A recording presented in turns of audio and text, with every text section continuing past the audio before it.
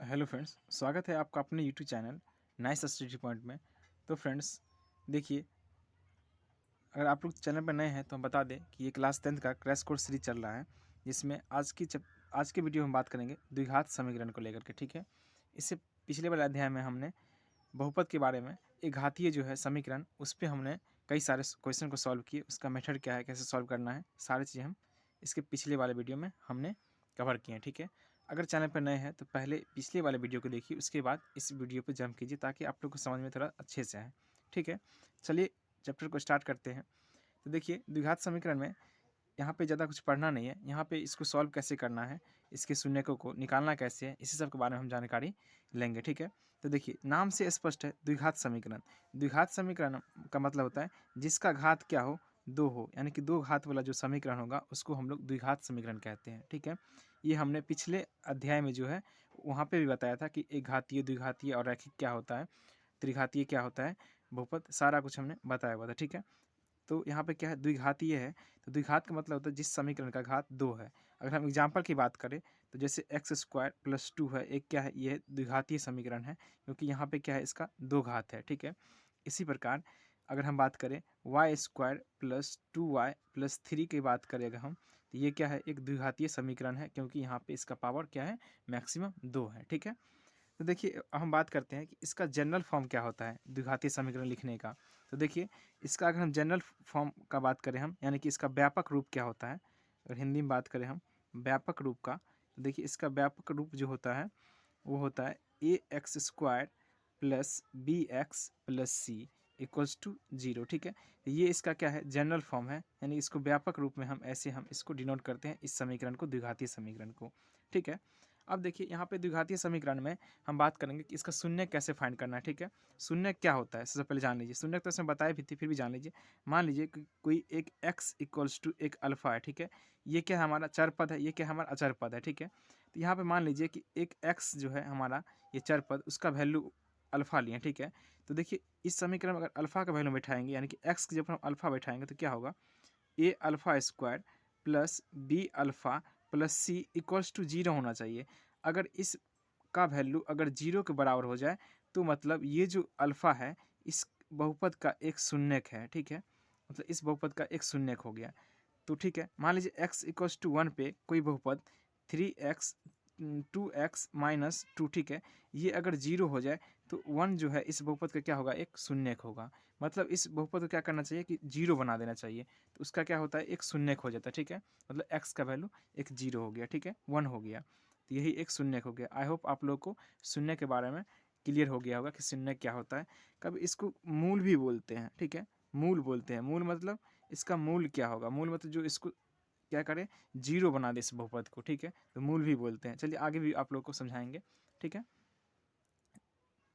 अब देखिए, अब क्या है कि इस समीकरण को सॉल्व करने का तो क्या है कि इसका मेथड होता है। ठीक है, जैसे अगर हम मेथड का बात करें तो देखिए पहला इसका मेथड की अगर बात करें हम, तो एक वर्ग पूरा करके, एक होता है कि वर्ग पूरा करके कैसे इसको सॉल्व करना है। ठीक है, वर्ग पूरा करके भी सॉल्व किया जाता है। दूसरा होता है एक गुणनखंडन विधि। ठीक है, अब देखिए ये गुणनखंडन विधि क्या है, ये विधि है, इसका यूज हम बहुत सारे क्वेश्चन को सॉल्व करने यूज करते हैं और इसका मैक्सिमम टाइम यूज होता है, हर एक जगह इसका ही यूज होता है। अब देखिए आपके सिलेबस में वर्ग पूरा करके एक दिया हुआ है, इसको ही बता देते हैं कि कैसे इसको सॉल्व करना है। ठीक है, ऐसे फार्मूला भी, बाय फार्मूला से भी हम लोग भी इस टाइप के क्वेश्चन को सॉल्व करते हैं। तो बारी बारी से हम लोग जानकारी लेंगे। ठीक है, इस वीडियो में, तो वीडियो में बने रहें। ठीक है, और वीडियो को पूरा वॉच कीजिए। अब देखिए, चलिए एक इक्वेशन लेते हैं। ठीक है, एक समीकरण लेते हैं, उसके हिसाब से हम दोनों जो है विधि को हम लोग क्या करते हैं कि एक वन बाय वन करके हम लोग डिस्कस करते हैं। ठीक है, अब देखिए पहला मेथड यहाँ पे वर्ग पूरा करके है। ठीक है, इसको लेकर के एक इक्वेशन को हम लोग सॉल्व करते हैं। ठीक है, अब देखिए यहाँ पे मान लीजिए एक इक्वेशन है 2x² plus 5x minus three equals to zero. ठीक है, ये एक हमारा समीकरण है, इसको हम बनाते हैं वर्ग पूरा करके। ठीक है, यहाँ पे लिख देते हैं कि कौन सा विधि से हम लोग बना रहे हैं, तो वर्ग पूरा करके, ठीक है, हम बनाते हैं इसको। ठीक है, आप लोग याद रखिएगा। ठीक है, कि ये वर्ग पूरा करके मेथड से हम लोग सॉल्व कर रहे हैं। तो देखिए यहाँ पे क्या है, 2x² plus 5x minus three equals to zero. ठीक है, ये समीकरण दिया हुआ है। तो यहाँ पे हम लोग क्या करेंगे, जो हमारा x² का गुणांक है उससे हम क्या करेंगे, पूरे इक्वेशन में डिवाइड कर देंगे। तो क्या होगा, x², इसको डिवाइड करेंगे तो 2 हट जाएगा, plus 5x by two minus 3/2, ठीक है, इक्वल्स टू 0/2। ऐसे करेंगे, लिख देंगे दोनों तरफ एक्स स्क्वायर के गुणांक से विभाजित करने पर, ठीक है, विभाजित करने पर, ठीक है। इक्वेशन में विभाजित हम लोग किए क्या किए, एक्स स्क्वायर गुणांक से विभाजित कर दिए, ठीक है। इतना आप लोग को समझ में आया। उसके बाद क्या करेंगे, यहाँ पे डिवाइड करने के बाद अब देखिए हम इसको क्या करते हैं, पहले लिख लेते हैं क्या होगा, X square plus 5x/2 minus 3/2 equals to 0 को 2 से डिवाइड करेंगे तो क्या होगा, 0 ही हो जाएगा। अब देखिए इसको हम लिखते हैं X square plus 2 into 5x divide by 4 minus 3/2 equals to 0। देखिए यहाँ पे लिखे हैं 2, यहाँ पे इसका मतलब है कि इंटू में लिखा हुआ है 2 इंटू 5x/4। तो देखिए 2 से इसको हम अगर ये करेंगे, यहाँ से डिवाइड करेंगे तो क्या होगा, 5x/2 ही बच जाएगा, यही हमारा आ जाएगा। ये समझे ना। ये हम क्यों किए हैं ये आप लोग को हम आगे बताते हैं इक्वेशन में, बस आप लोग इतना कर लीजिएगा, ठीक है। उसके बाद देखिए अब क्या करेंगे हम, x square plus 2 into 5x divide by 4 minus 3/2। अब क्या करेंगे हम, जो हमारा x का गुणांक है, x का गुणांक क्या है, 5/4, इसको नहीं लेना, ठीक है। 5/4 है, इसको क्या करेंगे हम, स्क्वायर करके दोनों साइड जोड़ेंगे। तो चलिए करते हैं, क्या होगा, प्लस 5, सॉरी एक्स नहीं करना, एक्स के गुणांक को सीधे करना है। तो क्या होगा, 5/4 का स्क्वायर इक्वल्स टू क्या होगा, 0 प्लस 5/4 का स्क्वायर, ठीक है। अब 0 प्लस लिखे ना लिखे कोई दिक्कत नहीं है, डायरेक्ट भी लिख सकते हैं 5/4 करके इक्वल्स टू, ठीक है। हमने क्या किया है, हमने किया है दोनों तरफ x के गुणांक को वर्ग करके जोड़ने पर, ठीक है। इसको ऐसे किए, यहाँ पे लिख दीजिएगा, जितना स्टेप कीजिएगा उसको लिखना इम्पोर्टेंट है, ठीक है। अब देखिए यहाँ पे क्या करेंगे हम, यहाँ पे देखिए क्या है, x square plus 2 into 5x divide by 4। अब देखिए यहाँ पे क्या है, इसको ऐसे ही रहने देंगे, ठीक है। प्लस क्या है, 5/4 का होल स्क्वायर। देखिए ये माइनस में है, इसको हम क्या करेंगे, इधर ले आएंगे, ठीक है, इक्वेशन के बराबर के इस साइड ले आएंगे। तो क्या है, 5/4 का स्क्वायर, ये माइनस में है तो इधर क्या होगा, प्लस में होगा 3/2। ये समझे ना क्या किए हैं, कि ये जो हमारा था ऐसे ही लिखे हैं, इसको जैसे था ऐसे ही लिख दिए हैं। फिर ये वाला टर्म, हमारा जो सी वाला टर्म था, इसको क्या किए हम, कि इक्वेशन के यहाँ के बराबर के इस साइड भेज दिए हैं। उसके बाद फिर जो हमारा प्लस 5/4 का स्क्वायर था उसको हम ऐसे ही लिख दें, एडिटिव लिख दें, मतलब जैसे था वैसे लिख दिए हैं, कोई भी चेंज नहीं किया, ठीक है। ऐसे लिख देना है। अब देखिए यहाँ पे आप लोग को एक फार्मूला याद होगा कि a प्लस बी का होल स्क्वायर क्या होता है, a square plus b square plus 2 into a into b. ये आप लोग क्या है कि पिछले कक्षा में आप लोग पढ़े होंगे कि इसका फॉर्मूला क्या होता है, अगर a square plus b square plus 2ab का फॉर्मूला क्या होता है, ए प्लस बी का होल स्क्वायर होता है, ठीक है। तो यहाँ पे आप लोग दिख रहा होगा कि ये क्या है, एक्स स्क्वायर मतलब ए स्क्वायर, ये क्या है 5/4 मतलब बी स्क्वायर, ठीक है। और 2ab, 2 क्या है, 2 इंटू ए का मान लिखे यहाँ पे, तो ए के मान क्या है, यहाँ पे 1 है, कुछ नहीं है, एक्स है, सॉरी। तो क्या है एक्स यहाँ पे, तो क्या ये ए हो गया, आपका एक्स हो गया। और यहाँ पे देखिए बी क्या है, 5/4 है, तो यहाँ पे बी क्या है, 5/4 है। इसको अगर हम देखिए आप लोग को समझाने के लिए लिख रहे हैं, क्या होगा, एक्स स्क्वायर प्लस 2 इंटू ए का वैल्यू कितना है, एक्स इंटू बी का वैल्यू लिखे तो 5/4 है, प्लस 5/4 का होल स्क्वायर, ठीक है। इसको ऐसे लिख सकते हैं। अब देखिए इसको क्या कीजिए, इसको मल्टीप्लाई कीजिए तो क्या होगा, 25 और 4 को 4 से कीजिए कितना होगा, 16 प्लस 3/2। इसको सिंप्लीफाई कर लिए हैं यहाँ पे, ठीक है। आई होप आप लोग को ये आता होगा। अब देखिए यहाँ पे देखिए a square plus b square plus 2ab, ठीक है। इसको हम क्या लिख सकते हैं, ए प्लस बी का होल स्क्वायर। ए क्या है, एक्स है, बी क्या है, 5/4 है, तो क्या होगा, एक्स प्लस 5/4 का होल स्क्वायर, ठीक है। वाई फार्मूला लिखे हैं बराबर में, इसको क्या कीजिए आप ऐड कर लीजिए यहाँ पे, तो क्या हो जाएगा, इसको ऐड कीजिएगा तो यहाँ पे 16 और यहाँ पे कीजिए कितना, 25 प्लस कितना होगा, 8 से डिवाइड होगा, 8 से मल्टीप्लाई करें कितना होगा, 24, ठीक है। उसके बाद देखिए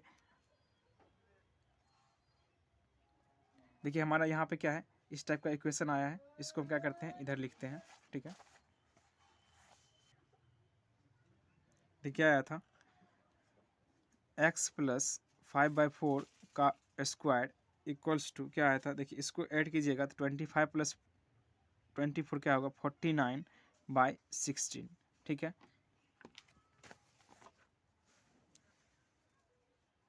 ठीक है, हमारा ये इक्वेशन आया था। अब देखिए यहाँ पे क्या है, यहाँ पे a प्लस बी का होल स्क्वायर है, ठीक है। यहाँ पे ये क्या है 14/16 है। अब देखिए ये जो स्क्वायर है इसको क्या करेंगे हम इधर भेजेंगे, बराबर के इस साइड क्या होता है अगर स्क्वायर में रहता है, अगर बराबर के उधर भेजते हैं तो क्या होता है रूट में चला जाता है, ठीक है। अब देखिए यहाँ पे क्या है x प्लस 5/4, इसको ऐसे लिखेंगे, इधर क्या होगा रूट के अंदर 49/16, ठीक है। अब देखिए इसको जब हम रूट से बाहर निकालेंगे तो क्या होगा x प्लस 5/4, यहाँ पे क्या होगा इसको लिख सकते हैं 7 × 7, इसको लिख सकते हैं 4 × 4, ठीक है। तो यहाँ से क्या निकलेगा 7/4, और यहाँ पे क्या होगा प्लस और माइनस में इसका क्या होगा चिन्ह लग जाएगा, ठीक है। तो क्या होगा यहाँ पे x plus 5/4 equals two plus minus 7/4। अब देखिए यहाँ पे क्या है कि हमारा इस इतना का वैल्यू दो वैल्यू आया है, एक तो प्लस में एक माइनस में। तो क्या करेंगे बारी बारी से एक एक वैल्यू लेकर के हम लोग यहाँ से x का वैल्यू निकालेंगे, ठीक है। तो देखिए यहाँ पे लिख दे रहे हैं, तो क्या होगा x प्लस 5/4 इक्वल्स टू, एक बार प्लस ले रहे हैं प्लस 7/4। अब देखिए यहाँ से x का वैल्यू कैसे निकालेंगे, तो इस 5/4 को इधर ले जाएंगे, ठीक है। तो क्या होगा x इक्वल्स टू 7/4 माइनस 5/4। तो क्या होगा यहाँ से वैल्यू जो निकालिएगा तो 2/4, तो इसको डिवाइड कीजिएगा 2 से तो क्या होगा 1/2, ठीक है। अब देखिए यहाँ पे एक बार क्या करेंगे माइनस वाला लेंगे, मतलब x plus 5/4 equals to minus 7/4, ठीक है। अब यहाँ से क्या करेंगे x को कैसे निकालेंगे माइनस 7/4, और इसको क्या करेंगे इधर भेज देंगे, तो क्या होगा माइनस 7/4 और माइनस 5/4। अब इसको सॉल्व कीजिए तो क्या होगा 4 माइनस 7 माइनस 5, तो क्या होगा -12/4। तो इसका वैल्यू कितना निकलेगा -3, 3 से डिवाइड हो जाएगा, ठीक है। यहाँ से देखिए x का दो वैल्यू निकला, x का वैल्यू एक निकला है 1/2 और दूसरा -3। तो अगर हम हल समुच्चय की बात करें, हल समुच्चय की बात करें क्या होगा 1/2 और -3, ये क्या निकला है हमारा x का दो शून्य का निकला है, यानी कि हमारा जो बहुपद जो दिया हुआ था उस बहुपद का हमारा दो हल निकला है, एक 1/2 और एक -3/2। तो ये क्या हो गया इसका मूल हो गया, ठीक है। इसका शून्यक हो गया 2। तो ऐसे ही वर्क पूरा करके हम लोग क्या करते हैं समीकरण को सॉल्व करते हैं। आई होप आप लोग को ये मेथड क्लियर हो गया होगा, ठीक है। अब हमारा दूसरा मेथड था इस टाइप के इक्वेशन को सॉल्व करने का, एक क्या था हमारा सेकंड वाला गुणनखंडन विधि से कैसे हम सॉल्व करते हैं। ये क्या है इम्पोर्टेंट है गुणनखंडन विधि से, क्योंकि इसका यूज हम बहुत सारे इक्वेशन को सॉल्व करने में करते हैं और इसका ऐसे हर एक जगह यूज होता है, ठीक है। इसको चलिए सीख लेते हैं इसको सॉल्व कैसे करना है। ऐसे तो आप लोगों को पता ही होगा कैसे सॉल्व करना है, फिर भी हम एक बार यहाँ पे डिस्कस कर देते हैं, ठीक है। दो इक्वेशन लेकर के डिस्कस कर देते हैं जल्दी जल्दी से, ठीक है। देखिए यहाँ पे क्या है इसी इक्वेशन को लेते हैं, जैसे क्या था इक्वेशन हमारा 2x² plus 5x minus 3 equals to 0, ठीक है। सेम इक्वेशन ले रहे हैं ताकि आप लोग को जब इसका हल निकले तो यहाँ पे देख सकते हैं कि इसका हल ये निकला हुआ है, तो सेम ही आना चाहिए, ठीक है, और सेम ही आएगा, ठीक है। अब देखिए यहाँ पे क्या है इसको कैसे सॉल्व करना है। देखिए इसको सॉल्व करने के लिए जैसे अगर मान लीजिए इस टाइप का अगर दिया हुआ इक्वेशन, ठीक है, तो इसके लिए क्या करेंगे हम जो हमारा x² का गुणांक है और हमारा जो टर्म अचर पद जो बचा हुआ है, अचर पद कौन सा हो गया, अगर हम इसकी जनरल फॉर्म की बात करें x² plus bx plus c, तो जो x से फ्री रहता है यानी कि चर पद से जो फ्री रहता है तो क्या होता है वो हमारा अचर पद होता है, मतलब जिसका मान नहीं बदलता है, ठीक है। तो ये हमारा यहाँ पे क्या है x से फ्री हमारा -3 है, यहाँ पे क्या है इसका ये -3 क्या हो गया ये अचर पद हो गया, ठीक है। अब देखिए क्या करेंगे हम x² के गुणांक को उस अचर से मल्टीप्लाई करेंगे हम, यहाँ पर अचर क्या है -3 है, ठीक है। तो ऐसे भी लिख सकते हैं, देखिए इसका x² गुणांक क्या है, x² गुणांक क्या होता है a होता है, यहाँ पे a की बात करते क्या है 2 है, और b की बात करें तो क्या है 5 है, और c की बात करें तो क्या है -3, क्योंकि जनरल फॉर्म में क्या होता है प्लस होता है। तो यहाँ पे क्या हो गया -3 हो गया, यहाँ पे c, ठीक है। अब देखिए इसके लिए क्या करेंगे हम x² गुणांक को ये अचर पद यानी कि जो कांस्टेंट टर्म है उससे मल्टीप्लाई करेंगे, मतलब c को a से मल्टीप्लाई करेंगे तो क्या होगा 2 × -3 इक्वल्स टू -6 हो जाएगा। अब देखिए जो हमारा गुणांक आया है उसको इस तरह से हमको फैक्टर करना होगा, विभाजित करना होगा, जिससे हमारा जो b वाला टर्म है वो आ जाए। b कितना है 5 है, प्लस में 5 है, तो देखिए कैसे करेंगे यहाँ पे सीखते हैं। तो क्या होगा 1 × 6 करेंगे और माइनस इसके आगे लगा देंगे तो क्या हो जाएगा, -6 हो जाएगा। अब देखिए फिर 2 × 3 करेंगे और माइनस इसके आगे में लगा देंगे तो क्या होगा, -6 हो जाएगा। ठीक है, हम इसलिए -2 या 3 किसी में नहीं लगा रहे हैं कि हमको पता नहीं है कि -2 में या -3 किसी में लगाए। ठीक है, तो इससे अच्छा है कि हम माइनस बाहर लगा देना। ठीक है, वैसे किसी में भी लगाइए कोई दिक्कत नहीं है। ठीक है, फिर भी अपने सुविधा के लिए हम यहाँ पे माइनस बाहर लगा दे रहे हैं। ठीक है, इससे आप लोग को क्वेश्चन को सॉल्व करने में परेशानी नहीं होगा। ठीक है, अब देखिए दूसरा क्या आ सकता है, 3 × 2, तो 2 × 3 या 3 × 2 बात तो बराबर ही है, तो उसको नहीं लिखना है। तो यहाँ पे क्या है, 2 फैक्टर है जिससे हम लोग 6 ला सकते हैं। ठीक है, अब देखिए जो हमारा फैक्टर आया है उस फैक्टर को हम या तो ऐड करेंगे या फिर सब्ट्रैक्ट करेंगे, यानी घटाएंगे, या तो जोड़ेंगे या घटाएंगे, जिससे हमारा बी वाला टर्म जो +5 है वो आना चाहिए। तो देखिए अगर मान लीजिए यहाँ पे -1 अगर ले रहे हैं, यहाँ पे +6 ले रहे हैं, तो क्या होगा, -1 +6 लेंगे। अगर हम दोनों को ऐड कर रहे हैं, इसको माइनस ले रहे हैं, इसको प्लस ले रहे हैं, तो यहाँ पे बी वाला क्या आ गया, 5 आ गया। ठीक है, ये तो आ गया, तो ये हमारा सही है। दूसरा अगर मान लीजिए अगर हम गलती से ले लेते -6 ले लेते और प्लस में 1 ले लेते, तो क्या हो जाता हमारा, यहाँ पे -5 आया। तो ये हमको नहीं चाहिए, हमको प्लस वाला चाहिए। ठीक है, अब देखिए अगर मान लीजिए हम 1 में से 6 को घटा देते, अगर 1 को हम निगेटिव या पॉजिटिव ले लेते, मान लीजिए 1 को हम अगर यहाँ पे निगेटिव ले रहे हैं, तो 6 में से अगर -1 घटाएंगे तो क्या हो जाएगा, 7 हो जाएगा।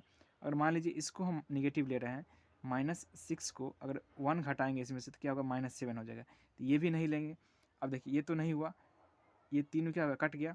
अब देखिए 2 वाला टर्म जो है, 2 को या तो निगेटिव लेंगे या पॉजिटिव लेंगे। देखिए यहाँ पर 2 मान लीजिए यहाँ पर निगेटिव ले रहे हैं, -2 ले रहे हैं और 3 इसमें जोड़ रहे हैं हम, तो क्या होगा, 1 हो जाएगा।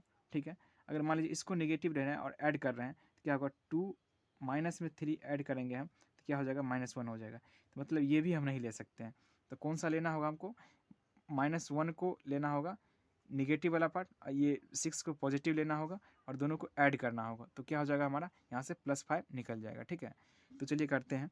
तो क्या होगा यहाँ पे 2x² और प्लस वाला का हम क्या लिए थे, पॉजिटिव लिए थे, तो +6 और यहाँ पे x है इसका गुणांक, तो x लिख देंगे और माइनस में यहाँ पे 1 को क्या लेना था, निगेटिव लेना था। ठीक है, तो क्या होगा, -1x तो नहीं लिख सकते हैं, तो सीधे क्या होगा, -x होगा, क्योंकि -1x नहीं लिखाता है, मतलब 1x नहीं लिखाता है, क्योंकि 1 को x से मल्टीप्लाई कीजिए तो x ही होगा।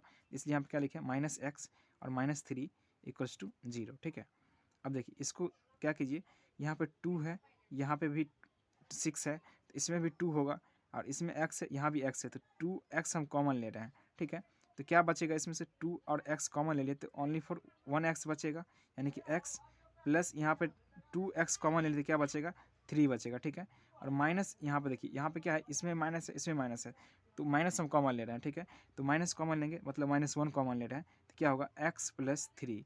अब देखिए इसको इससे मल्टीप्लाई कीजिएगा तो सेम ही आ जाएगा, बराबर में 0। ठीक है, अब देखिए यहाँ पे देख पा रहे होंगे कि x + 3 दोनों में है, तो क्या करेंगे, एक x + 3 यहाँ से हम कॉमन ले लेंगे। ठीक है, तो x + 3 इंटू, अब देखिए यहाँ पे क्या बचा, जब दोनों में से एक कॉमन आ गया तो क्या बचा, एक 2x बचा, एक -1 बचा। इसको लिख दीजिए 2x - 1 = 0। अब क्या करेंगे, यहाँ पे हम बारी बारी से एक बार x + 3 = 0 ले लेंगे, तो यहाँ से x क्या निकलेगा, -3। एक बार क्या ले लेंगे, 2x - 1 = 0 ले लेंगे, तो यहाँ से x क्या निकलेगा, 1/2।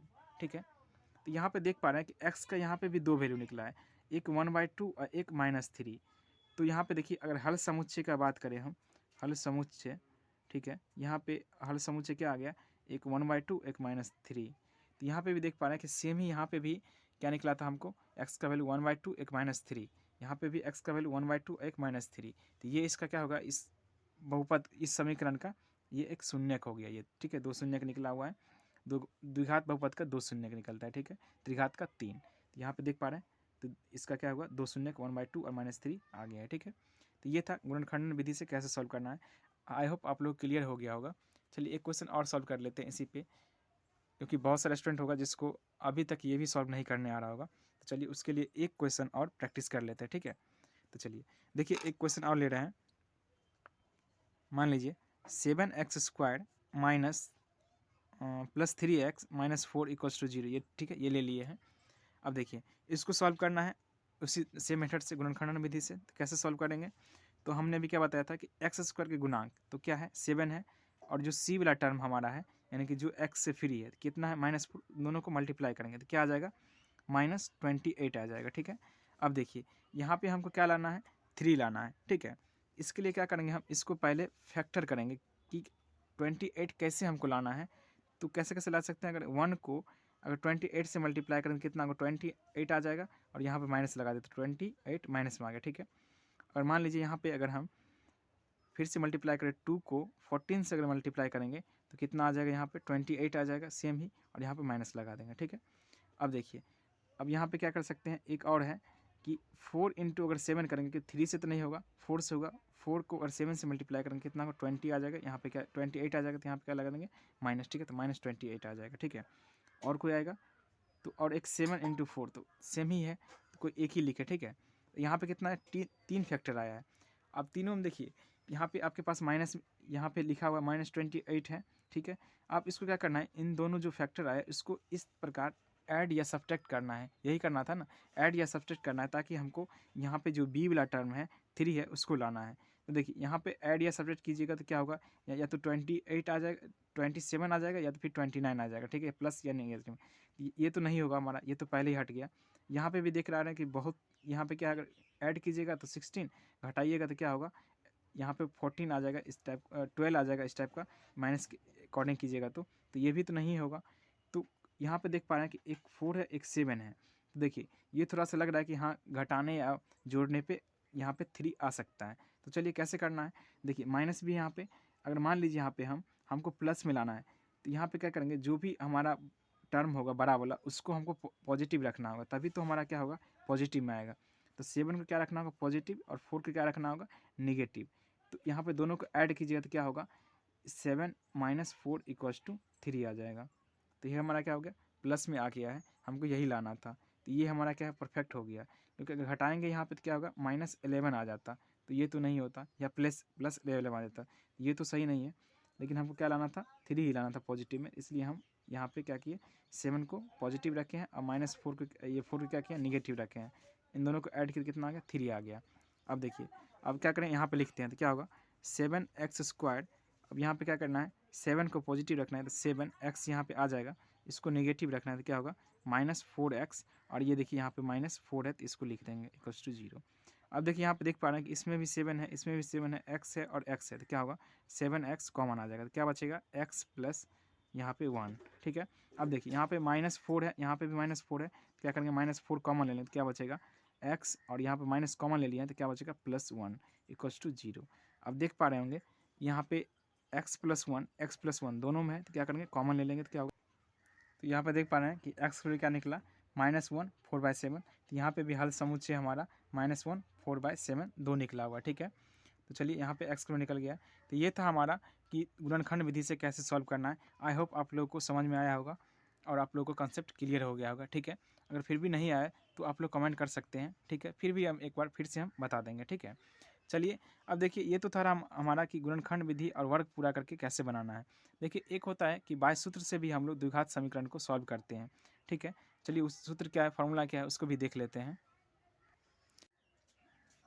चलिए अब हम देख लेते हैं कि सूत्र की मदद से हम कैसे द्विघात समीकरण को सॉल्व करते हैं, ठीक है।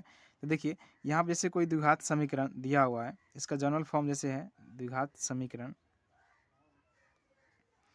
ax² + bx + c, ये क्या है, हमारा जनरल फॉर्म है द्विघात समीकरण का, ठीक है। अब देखिए यहाँ पे क्या है कि एक फार्मूला होता है जिसको आप लोग नोट कर लीजिए, उससे भी हम लोग क्या करते हैं कि उस किसी समीकरण का मूल या शून्यक निकालते हैं, ठीक है। मूल मतलब ही शून्य की होता है, जो उसको क्या करे कि इस इक्वेशन को क्या कर दे कि 0 बना दे, ठीक है, शून्य शून्य कर दे, ठीक है। देखिए x = होता है -b ± √b² - 4ac / 2 है, ठीक है। अब देखिए ये फार्मूला आया कैसे, तो देखिए इम्पोर्टेंट तो नहीं है कि कैसे आया, ठीक है। फिर भी आप लोग को मन में क्यूरियोसिटी होगा कि जान लेते हैं कि आया कैसे, ठीक है। जिज्ञासा होगा जानने का कि आया कैसे, ठीक है। तो देखिए इसको लाने के लिए जैसे हम लोग वर्ग पूरा करके अभी जो पढ़े हैं, वर्ग पूरा करके किसी इक्वेशन को सॉल्व करना, तो अगर उसी इक्वेशन को आप वर्ग पूरा करके इस इक्वेशन को अगर सॉल्व कीजिएगा तो आप लोग देखिएगा कि एक्स का वैल्यू जो निकलेगा इस टाइप में निकलेगा, इसी फार्मूला के टाइप में निकलेगा। तो आप लोग एक बार ट्राई कीजिएगा, जैसे हमने अभी बताया था वर्ग पूरा करके कैसे इक्वेशन को सॉल्व करना है। तो यहाँ पे जो जनरल फॉर्म है इस इक्वेशन को लेकर के आप लोग सॉल्व कीजिएगा तो यहाँ पे x का वैल्यू ये सेम निकलेगा। ठीक है, ठीक है, तो यहीं से फार्मूला आता है। ठीक है, चलिए फार्मूला इंपॉर्टेंट नहीं है कि कहाँ से आता है, बस जान लीजिए कि कभी कभी इक्वेशन क्या करता है, क्वेश्चन में दे देता है कि द्विघात समीकरण, मान लीजिए यहाँ पे द्विघात समीकरण है, सेम ही ले लीजिए 2x² प्लस 5x प्लस -3 था ना, इक्वल्स टू 0 ये था। बोलेगा कि इस द्विघात समीकरण को सूत्र द्वारा इसका हल समुच्चय निकाले, ठीक है, या मूल निकाले इसका। ठीक है, इस टाइप का क्वेश्चन दे देगा। तो कैसे करना है देखिए फार्मूला से। तो देखिए इसके लिए आपको ए बी सी का वैल्यू निकालना होगा। तो ए क्या है, x² गुणांक ए होता है तो क्या होगा 2, और बी की बात करें तो क्या होगा 5, और सी की बात करें तो क्या होगा -3। ठीक है, दिख रहा है आप लोगों को, तो ये हुआ। अब देखिए सूत्र से कैसे निकालना है, तो x इक्वल्स टू क्या होता है -b plus minus √b² -4ac इसका फॉर्मूला होता है। ठीक है, डिवाइड बाय 2a। अब देखिए यहाँ पे b का वैल्यू कितना है 5 है, तो क्या होगा -5 प्लस माइनस √b का वैल्यू कितना है 5 है, तो 5 का स्क्वायर, क्योंकि b² तो 5 का स्क्वायर -4ac मतलब 4 इंटू a का वैल्यू 2, c का वैल्यू की बात करें तो -3। ठीक है, सबको मल्टीप्लाई करेंगे, डिवाइड बाय 2 इंटू ए का वैल्यू कितना है 2 है। ठीक है, ऐसे लिख देंगे। उसके बाद क्या होगा -5 प्लस माइनस, अब देखिए रूट के अंदर इसको क्या कीजिएगा स्क्वायर कीजिए, कितना होगा 25। अब देखिए ये माइनस माइनस प्लस, जब मल्टीप्लाई होगा तो अब देखिए 3 दूनी 6, 6 चौके 24। ठीक है, 24 डिवाइड बाय कितना है 2 दूनी 4। ठीक है, अब देखिए यहाँ पे क्या होगा -5 प्लस माइनस √, अब देखिए 25 प्लस 24 कितना होगा 49 डिवाइड बाय 4। ठीक है, अब देखिए -5 प्लस माइनस, अब 49 को जो हम रूट से बाहर निकालेंगे तो क्या होगा 7 इंटू 7 क्या होता है 49, तो एक 7 बाहर निकल जाएगा डिवाइड बाय 4। अब देखिए यहाँ पे x का वैल्यू जो है 2 निकला है, फिर से एक प्लस में 7 एक माइनस में 7, तो कैसे होगा x इक्वल्स टू इक्वल लेंगे -5 प्लस 7 डिवाइड बाय 4, तो कितना होगा प्लस में ये 7 बड़ा है, माइनस में 5 छोटा है, तो क्या होगा ये दोनों घटाएंगे तो क्या होगा 7 में से 5 घटेगा तो क्या होगा 2 हो जाएगा, 2/4, तो कितना होगा 1/2। और फिर यहाँ से x का वैल्यू दूसरा निकाले तो -5, इसको ही माइनस ले लेंगे तो -7 डिवाइड बाय 4, यहाँ से क्या होगा -12/4, तो इसको डिवाइड करेंगे कितना होगा -3। ठीक है, तो यहाँ पे देख पा रहे हैं कि x का वैल्यू फिर 2 निकला, एक 1/2 और -3। और देखिए पिछले वाले जो इक्वेशन को हम सॉल्व किए थे गुणनखंड विधि से वर्क पूरा करके, तो सेम ही वैल्यू निकला था। देख पा रहे हैं कि इस प्रकार से आप लोग सूत्र के हेल्प से भी आप लोग इस टाइप के क्वेश्चन को सॉल्व कर सकते हैं। ठीक है, तो वहाँ पे मेंशन किया रहता है कि किस मेथड से आप लोग को सॉल्व करना है। अगर नहीं दिया रहे तो आप कोई भी मेथड यूज कीजिए, वो आपके ऊपर डिपेंड करता है कि आप किस मेथड से जल्दी से इसको बना दे रहे हैं। ठीक है, आई होप आप लोग को वीडियो पसंद आया होगा और समझ में भी आया होगा। अगर वीडियो पसंद आए तो वीडियो को लाइक कीजिए, अगर चैनल पर नए हैं तो चैनल को सब्सक्राइब कीजिए, और इस वीडियो को जितना हो सके उतना शेयर कीजिए, ताकि आप लोग को ग्रुप में जो भी दोस्त लोग होगा उन लोगों को भी हेल्प मिले। ठीक है, चलिए मिलते हैं नेक्स्ट वीडियो में। इसके बाद हम लोग एक और वीडियो इस द्विघात समीकरण बनाएंगे, जिसमें हम लोग कथन वाले जो प्रॉब्लम होता है उस पर भी सॉल्व करेंगे कुछ प्रॉब्लम, और वहाँ पे एक होता है ये मूलों के आधार पर कैसे इसका वास्तविक मूल या कैसे कैसे होता है, उस टाइप के क्वेश्चन को भी हम लोग सॉल्व करेंगे। ठीक है, चलिए मिलते हैं नेक्स्ट वीडियो में।